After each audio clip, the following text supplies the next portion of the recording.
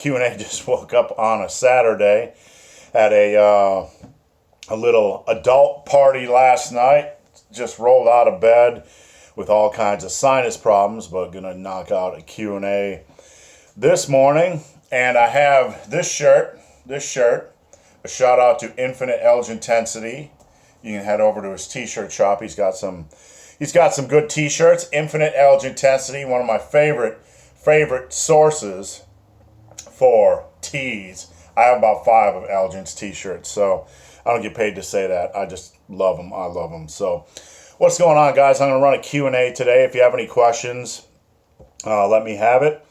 If I miss your question, post them up again, and I'll try to get to them. And if I miss them completely, look for the link below in my videos. You can post me questions. You can also go over to my Instagram, which is at Bend the Barman, BENDTHE, Barman. And if you click on the link in my profile, it'll take you straight to questions. What's your take on arginine? As a pump agent, it's really not super effective. It was one of those big, pump agents early on, but as an individual supplement, yeah, it's got some benefits, but nothing for pumps. I wouldn't worry about it for pumps, if that's what you're looking at. Any Olympic weightlifting tips? My biggest tip is to go slow and low and work on form. I worked on Olympic lifts for a long time.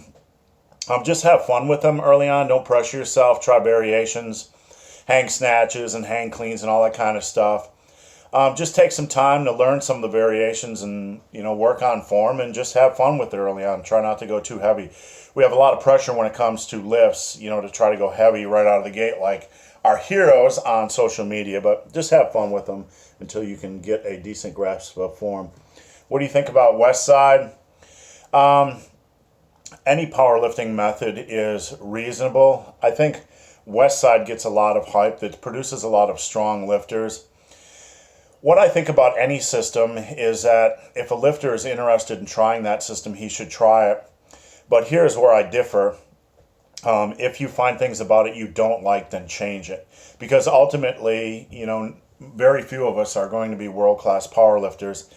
And the process of playing around and altering and tinkering with programs is fun. And, if you try Westside and you don't like something about it, just change it. Do something you like. Make up your own method.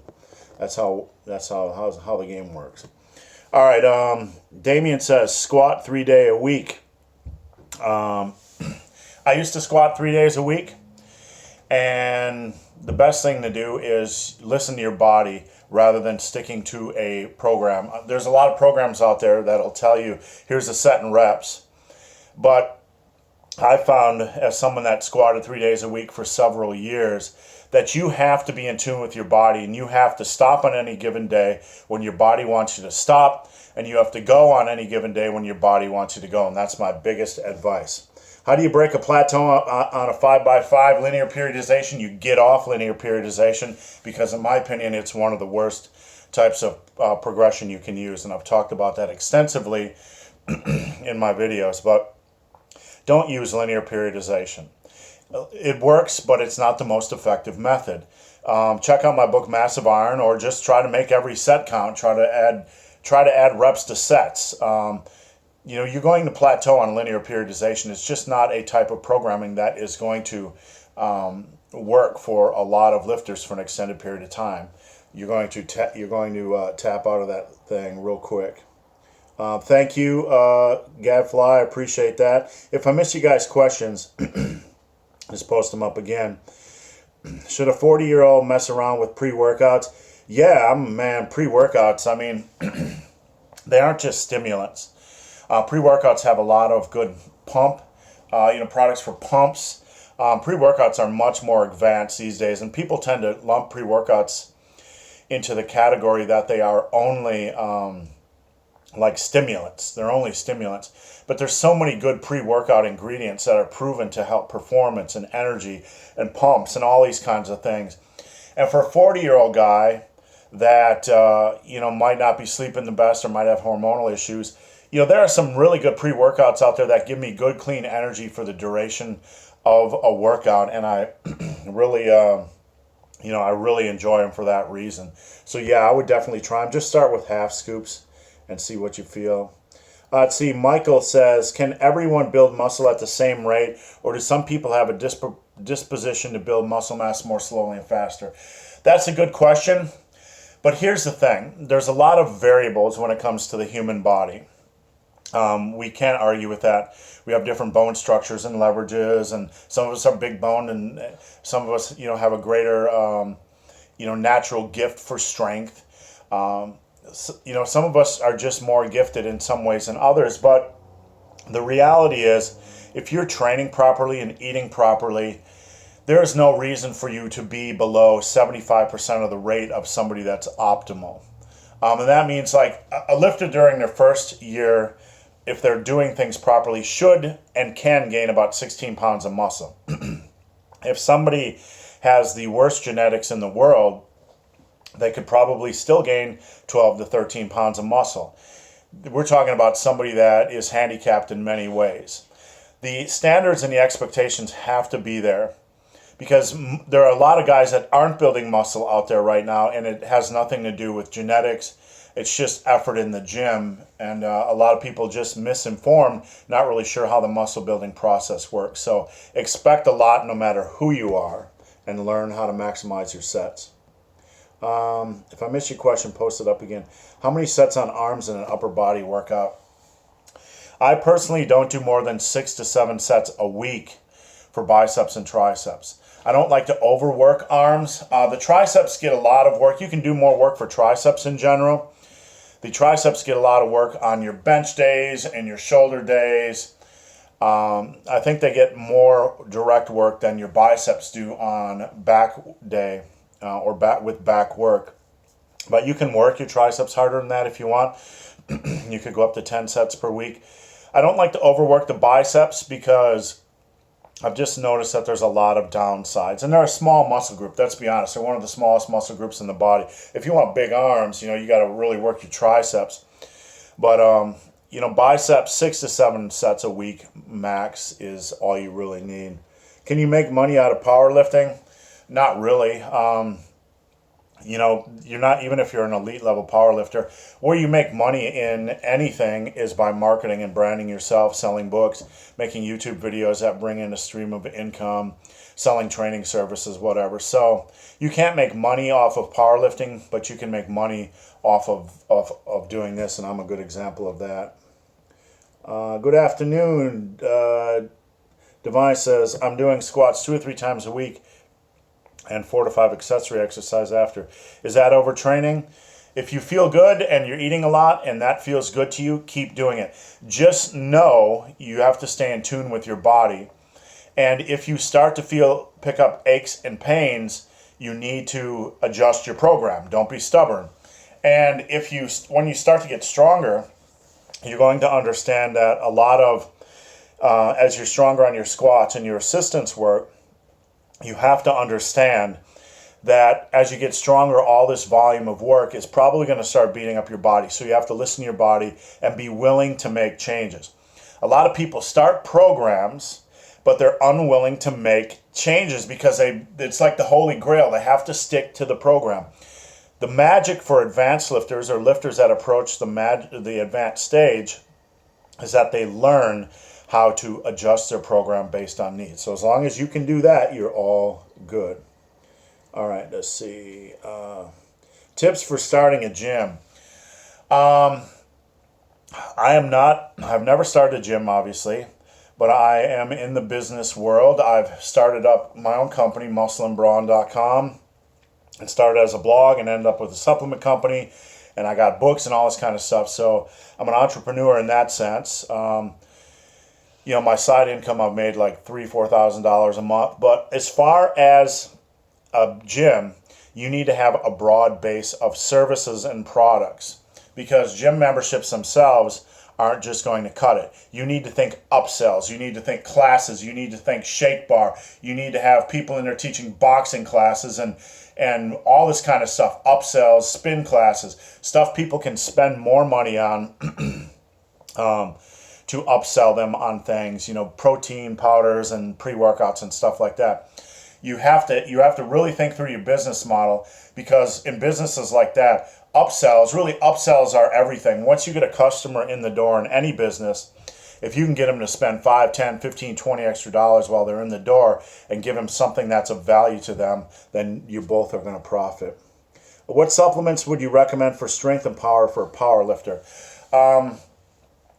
The basics, you got to take your fish oil, because fish oil has so much research behind it and it's inexpensive. Creatine and beta-alanine. Creatine, we tend to only get it from our pre-workouts these days. But, for strength athletes, I see no downsides in taking 10 to 15 grams a day, because it's cheap, it's inexpensive, it's proven, and that should be your base as a strength athlete. There's a lot of good research, and I wrote an article back in the day about stacking creatine and beta-alanine together. They are like mutually beneficial. But if you take beta-alanine, you need to take small doses, like 3 or 4 times a day. So if you're going to do creatine and beta-alanine, I would do that like 3 times a day with breakfast, lunch, and dinner. Do 5 grams of creatine, a little bit of beta-alanine, and that's your base. There's a lot of pre-workouts that are performance-driven, that have a lot of good ingredients. So I would check out the pre-workouts, check out the ingredients and the research on examine.com, because you really want that energy and that focus when you're in the gym. And a pre-workout can give you a little bit of boost, but that little bit of boost might be what you need on that given day to drive through and finish strong on your resistance exercise. But really, those would be the base. You need recovery time in between workouts. You need to make sure you're sleeping properly. You need to ensure you minimize stress so you can recover properly. And that's really the basics for me. Not a lot of supplements, just a lot of protein, maybe some fish oil, creatine, and a good pre-workout. Thoughts on compensatory acceleration training? I don't even know what that is. And I'm not going to be disrespectful when I say this, but there's so much stuff out there in this industry. There's so much stuff. There's compensatory acceleration training and all. There's a million things like it. I never will downplay that stuff, because if you want to try something and it's exciting for you and you think it's fun and whatever, but usually people want to know if it's worth their time. If you find it interesting, it is worth your time. But try it. If you don't like it, dump it. Will it be better for strength and muscle building than the basics? Nothing ever is. So, end of period of another story. What do you do for extra recovery? A lot of protein, a lot of water, electrolytes. This is just me personal. I like hot baths, a lot of sex. Seriously though, sex is one of the best things for longevity. And recovery is about also listening to your body. The biggest thing I do for recovery is I don't stick to a tight schedule, saying I have to lift 4 days a week on this day, this day, this day, and this day. I don't do that. I will recover. I will add in recovery days or extra days when I feel like it, because at the end of the day, an extra day of rest is probably going to be more beneficial for you than pushing your body when it's beat up. So that's probably my best advice. Don't hesitate to add in an extra rest day when you feel like it. Keep a more flexible schedule. Let's see. Alejandro says, when using block pulls, should I do 5 by 10 at 50% or work in a lower rep range? Block pulls, that's a lot of reps with block pulls. And there's really no sense in going light on block pulls. 50% of your max, for block pulls, that's a pretty light weight. It depends really on what your deadlift program is, so that's a really hard question to answer, but I wouldn't do 10 rep sets on block pulls. I would do maybe 3-4 sets max, maybe 5 rep sets, but don't overdo the volume, because you don't want to tax the lower back. You want to go a little bit heavier. I would not go that light on block pulls. I would go 70 to 80% of your deadlift 1 rep max, and progress. Push yourself, because 50% of your 1 rep max for volume isn't really a lot for block pulls. Is Huge Gainer still around? Here's the thing. It it was a good product and it tasted good and people loved the product. And it was very inexpensive. It was only 25 bucks, but it is not around. You know, some people got it, you know, it was like a product where people that weren't involved with the product decided that they thought it probably didn't taste good. But the honest truth is it was like the third best seller at tigerfitness.com. It did really well. I mean, it outperformed like a lot of the big brand gainers. So the best thing I can advise is if you guys like the product, just hit up tigerfitness.com and say, we want it back. That's all you can really do, because I just ran the company, but I didn't have a say whether we kept the brand at Tiger Fitness. So Kevin says, let me get some coffee here. Kevin says, I do a 5-day split and do 5x5 on strength days, but I can't do that anymore. We're doing something. Don't think about sets and reps, Kevin. Stop thinking about magic sets and reps. It's time for you to progress to the Steve Shaw way. That is making every set count. And I explain that in my book, Massive Iron, but there are no magic set and reps. You can adjust the set and reps, but you got to think more about progression. Making every set count. Pushing sets to the limit while keeping good form and not training to failure. Don't worry about sets and reps. Worry about advancement. I've talked a lot about, in my videos, about progression, making every set count, pushing every set to the limit. Basic advice. Push every set for as many reps as possible. Stop that set when you feel like you might fail on the next rep or when your form might break down. That way you're maximizing progression, you're maximizing the muscle building process, you're getting the most out of every set, the most out of every workout, and you don't have to worry about the set and rep bullshit, because when we put arbitrary numbers like 3x4 to 5x7 or whatever, it's just arbitrary bullshit.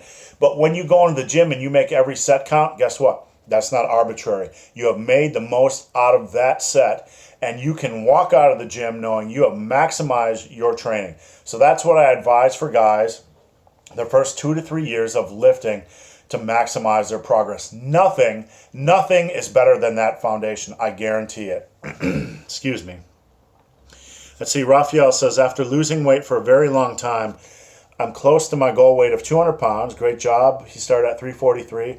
I've been lifting for 14 months. Should I stop the cut? You know, at some point, you know, wow, you're close to your goal weight. No, man, keep the momentum up. That's what I would say. Hit your goal weight. Get that extra fat off. I'm not sure, Raphael, if you want to get to 170 or 180 or 185 or whatever it is. Get there, get that burden out of your mind, set it aside, and then move on. That's what I would do. Let's see. Michael says, how many sets per week for major muscle groups? Remember that it's not just the amount of sets, but it's also making the sets count. So when I tell you how many sets to work per week, it is hinged on what I just said earlier about making sets count. I really don't do more than 16 to 18 sets per workout. It'll vary. I'll do 12 to 18 sets per workout 3 to 4 times a week. If you're making sets count and you're working hard, that's really all you're going to need for hypertrophy. So at minimum, 36 total sets per week, at maximum 75. So you're looking at like 40 to 75 sets per week. And yeah, there's some give and take in there, depending on if you want to work out 3 to 4 times a week, depending on what your split is, depending on what your recovery is, depending on how long you can actually spend in the gym if you have a job and kids and family like that. But 12 to 16, maybe 18 sets max per workout. A good mix of compounds, and then after the heavy work's done, a little bit of volume work on more moderate compounds, and then some machines in isolation. So I hope that helps. Austin says, just want to thank you for your videos. Your end goal of getting to 405 deadlift and 315 bench have been going well. I'm within 15 pounds. Great job. It might take you a little bit longer the stronger you get to get there, but keep pushing, Austin. That is wonderful to hear. Do you have, let's see, Dr. Maybe says, speaking of books, do you have any good recommendations to read over the holidays? Yeah, you know, I like a lot of the classic books. If you really are a lifting, power building fanatic, and you want to move beyond the bodybuilding stuff, check out check out Bill Hinburn, Hinburn, I believe it's Burn, it might be Bern, Bill Hinburn. He has all these classic lifting books, and you can really pick up so much great information from these classic lifting books. And it's complete book porn and information porn. You know, we have such a limited mindset or limited, focus these days on what we do. But if you look back at what the old timers did, you can learn so much from the books that Bill Hinburn sells. So yeah, if you love books, there's tons and tons of classic books he has over there that are just worth picking up. Bunker Bob says, help, lower back is limiting factor on deadlift and squat. Lower back pain, lower back weakness. If you're having lower back problems, you probably don't need to go as heavy. You need to go a little bit lighter for more reps. You need to do the exercises less frequently.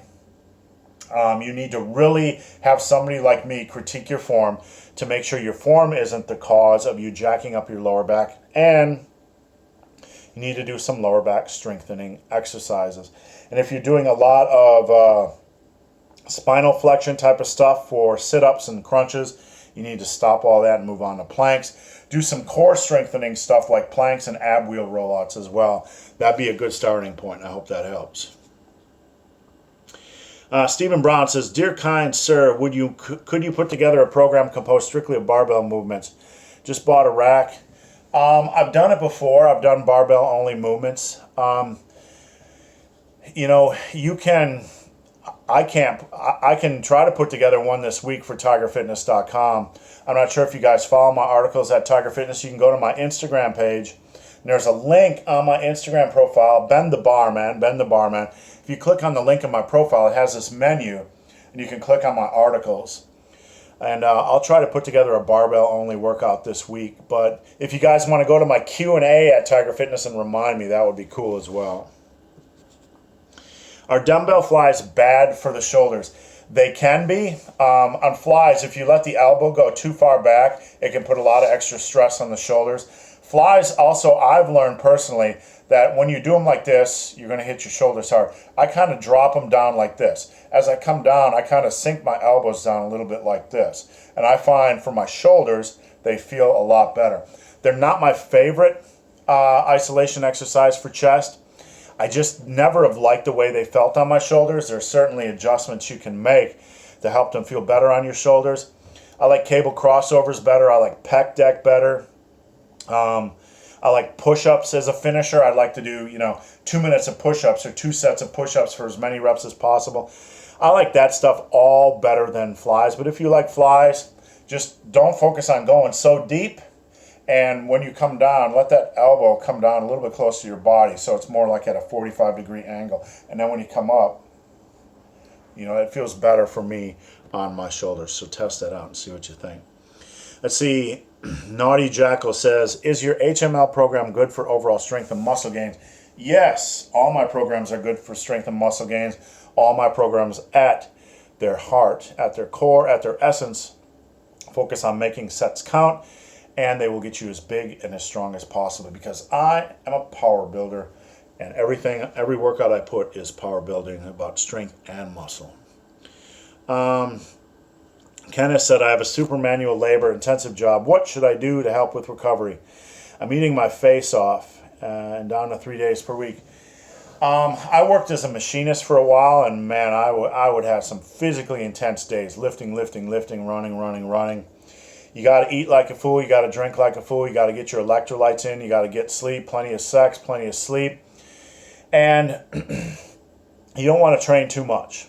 It's probably good that you alternate between heavier weeks and more volume weeks. So what I mean is like you could do a 5x3 or 4x3 on squats one week and then the next week like do 2 sets by 15. So you don't want to do a lot of overall volume when you have this type of job. Excuse me.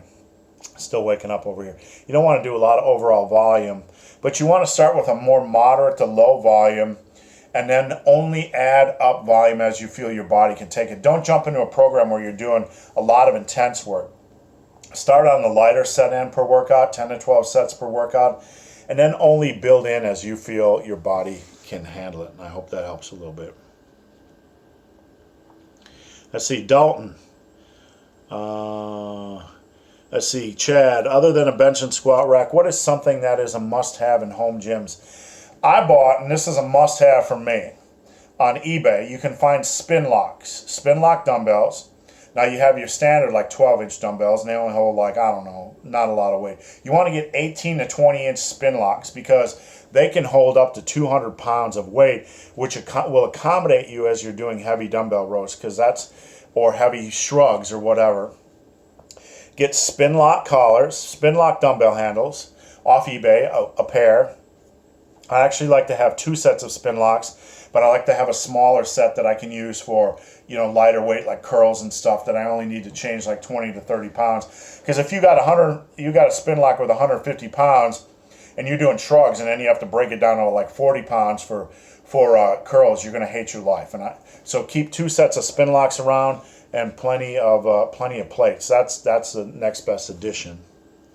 Our dumbbell fly. Let's see, we did that one.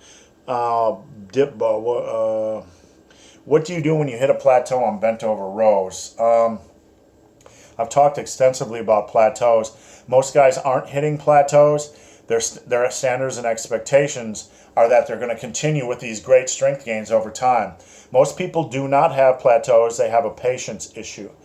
What you need to do is start looking at progress over 3 to 4 months instead of trying to hit rep additions or weight additions every workout. Because as you become an intermediate lifter, strength gains slow. That is the nature of the game. That does not mean you're doing anything wrong. That does not mean you have a plateau. That means what you have is expectations that you're going to continue to get as strong as the Incredible Hulk over time, and what you have is unrealistic expectations.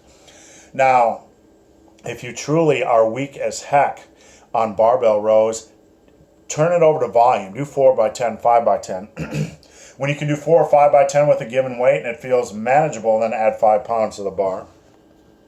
All right, let's see what we got here. Let's see, what do you think about RPE? I hate RPE. I hate RPE. I hate RPE. Here's what I do instead of RPE. If you are in the gym and you are doing heavy work, or are you doing like 4 to 5 sets of an exercise for 10 reps, if you feel like that weight felt manageable, like if you could add 5 pounds without failing, then add it. I want you to stop thinking in terms of numbers and start listening to your body. When I was squatting heavy multiple times per week, I would do a heavy single. I started with like 530. I'm like, okay, that single felt okay. I probably could add 5 pounds next week, so I would. Or next workout, so I would. And then I go to 535, and if it felt like shit, that felt way too heavy, then I would keep using that until I felt like, yeah, I can add 5 pounds. So I'm not a fan of RPE. I prefer more intuitive or more instinctual progression. Are there any benefits to eating at maintenance, like figuring your 1 rep max or slowly recovering with no progression? I'm not sure I understand the question, Kevin, and I apologize. Let's see, Bunker Bob, what's the lower back is weak compared to everything else? Yeah, just be patient. Use a lighter weight. Let that lower back come up. Do a lot of planks and ab wheel rollouts, and that's my best advice. The Great Black Wolf, do you live in the Cincinnati area? Yes, I do live in Cincinnati. This is one of my favorite places to live. I've been to 44 states, all by car, or mostly by car, some by train, some by bus, some by plane. I like Cincinnati a lot. I live real close to Kentucky, and I love this area a lot, so it's treating me well. Let's see. Raphael says, love your channel. You help me a lot. Thank you so much. I'm glad. I appreciate each and every one of you and all your support, and that it means the most to me when you guys come to me and you're getting good results. James says, is this weekly? Yeah, I need to nail down a specific time, but it's hard every week because my schedule is very crazy.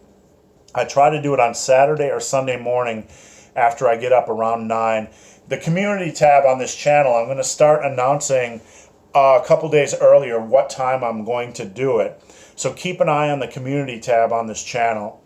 And I try to do a live Q&A again early on Saturday or Sunday every week. So stay tuned. And let's see, I got a couple minutes left, guys. Macy says, when back squatting, have one elbow that seems to stay more straight under the bar than the other elbow. Wow, your depth is also inconsistent. Okay, when you're squatting, I'm not sure if you're doing this because I don't have all the information, but you need to pull the bar down or push your traps up into the bar. You want your elbows locked down. That'll help you keep your back tight. And from there, practice your discipline in squatting. If one's going up, that probably isn't your elbows. That's probably a lower back weakness or a glute, something wrong with your glutes or hips or hamstrings, or it could even be your foot positioning. One foot might be out wider than the other. So you really need somebody that knows what they're doing as far as squats to analyze your squat, to look for something like that. Because odds are, if the top end of your squat is getting wonky like this, it's something lower in the chain. Your lower back, your glutes, your hips. Most likely, it could be a difference in leg length, but most likely it might start at the foot position. If your feet are not spaced the same, like if one's out like this, when you get in the hole, you're going to twist a little bit. So you got to look for little details like that in your squat video. Powerlifting with kidney problems. What's going on? Structured Fitness. Structured Fitness is one of my favorite guys, one of my favorite fitness guys on Instagram and YouTube. He needs to do more YouTube videos because he is funny AF. Achilles says powerlifting with kidney problems. I don't really know what the kidney problem is as far as a limiting factor, whether it impacts your ability to take in protein or even BCAAs or whatever. But training is the same for everybody. If it's causing diet issues, then you're going to just have to eat less protein. But if it's causing you some physical issues, whenever somebody has a physical issue, I always recommend starting with a lower amount of volume, a lighter type of program, not heavyweight, not high volume, and then building up to what they can do. Like, if you have a special condition, you really need to take your time and learn how to work with that condition, understand your body. You really have to be in tune. All right, guys, I'm going to take one more question, and me and Fiona are going to tell you about our night last night. All right. Can you bounce your pecs? Yeah. I can. The titty dance. Yeah, come here. Fiona, I jiggle my pecs all the time for Fiona. She's like... He's just flirting. Yeah, she calls it flirting. Dance. We'll be at like a party and I'll be like bouncing. Stop titty dancing. Yeah, she'll be like titty dance. All right. Is weighted dips a good replacement for bench press? No. Anytime you try to replace a good they're a good addition. You could cycle. You could do bench press one week and then dips the next. But you never want to remove a big potent compound movement. There's never any replacement. Front squats might be a pretty good replacement for back squats. 3 to 5 inch rack pulls or block pulls are probably a pretty good replacement for deadlifts. For guys that aren't powerlifting or whatever, guys that need some less strain on their lower back or whatever, but there really are no replacements for the big lifts. All right, guys, I'm going to head out. Last night, me and Fiona, we went to a party. We went to a fancy party. Yes. And they were some, let me phrase this nicely, not to offend anybody, but they were some kombucha drinking, raw food eating vegans. No meat. No meat, like a lot of kombucha. They're like mixing wine with kombucha when they're drinking and stuff. And, God bless people. I love everybody, but it was like, didn't the guys all seem like they have vaginas?